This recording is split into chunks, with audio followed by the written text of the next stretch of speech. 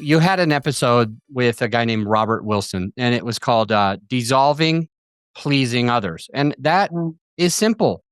It's like get rid of having to please everybody. That's right. And we get that quickly. And it's like, I know exactly what value I'll get if I listen to this podcast. And it also, hey, most of us need that. Or at least Adam would like to think that most people need that, because I certainly do. But he went soft on that. He went soft on that. Notice his voice went low. He doesn't want you to know that. So like raising extraordinary children, knowing your self-worth, change leadership and turn around into pandemic. Your life, what are you searching for? So there's a lot of these that just seem to pull me in and say, I would love to listen to that. So can you share with the listener, how do you think about, or maybe you're using AI, maybe you have somebody else doing this for you, but how do you get your title to grab the attention of the person that you want to speak to? Just the way you said it, you want to be able to let people see just from the title what the episode is about without even having to start listening to the episode. So it should be able to capture their attention. I'm a communication specialist. You may see that on the screen. And so I would do press releases and a lot of written stuff. And so I know that the heading, the title is what really captures people. And so it's not clickbait. I don't do clickbait and I don't use AI. I actually look at my guests, because I have guests coming on my show, and I see what they do. I look into their background. I look at their website. I do a bit of research and I look for that thing that would grab me. And if I think it would grab me and it will grab an audience, I would use that. I allow the guest to suggest a topic for conversation, but most of the times it doesn't ring for me, it doesn't resonate. So I come up with my own topic because I know what will grab an audience. Yeah. And I thank you for that feedback. I really appreciate that, because I used to wonder, am I really grabbing persons with the title of my episodes, And so I'm thankful to hear you say that. Yeah, well, that's definitely something that I think before we were recording, we were talking about location. And with the titling of the episode, you do an amazing job at getting the fewest amount of words to explain what value you'll get.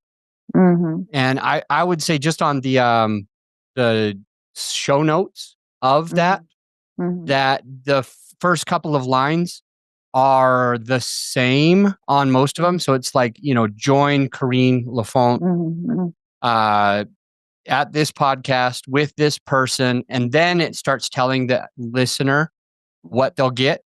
That's one thing that you could tweak, is like, this is the information that you will get with this guest and hosted by Corine. So that it's like kind of flipped. So it's like, this is what you're going to get. This is who it's with. And this is me versus this is me, the podcast, the person. And then later. No. Yeah. Totally get that. I love that. Thank you so much. Awesome. And how about, I like your artwork. I think that, the photo of you is very attractive. The colors are very bright and they pull you in. And the text, the font, just the look of it was done really well.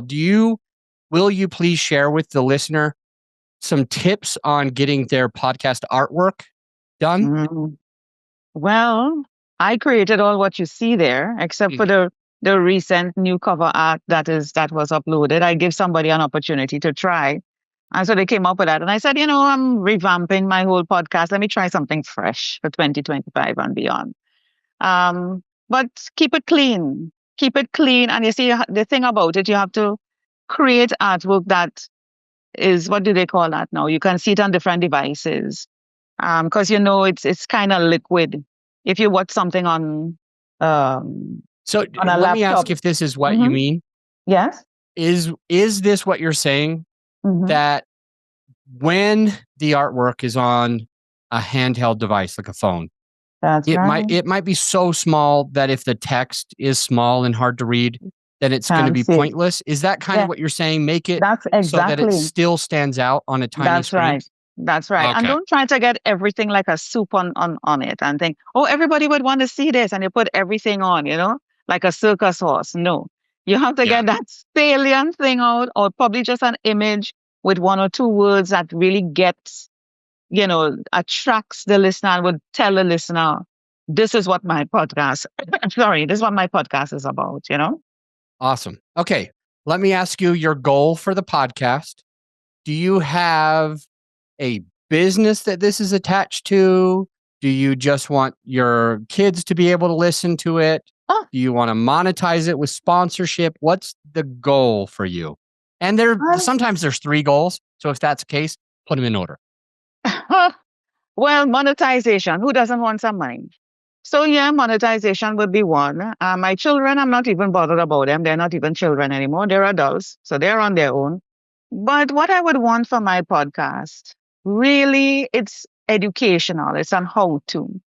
What I would want to see is more people engaging with the podcast, so an increase in engagement, and persons coming to me and saying, not that they don't, but I would like to see more of it, that what was said or written has helped them, that particular tip, and they have shared it because it moved them so much. That particular story that was shared moved them so much. So that is what means more to me, that what I'm putting out there is actually helping an audience, because it's a how-to and it's an education. It's not about me. I can share my experiences, my guests can share their experiences, and we can both learn. And we want the audience to be able to learn. So yes, monetization. Yes, an increase in engagement. Apple reviews, just like we mentioned offline. If we could get some Apple reviews, that would be cool too.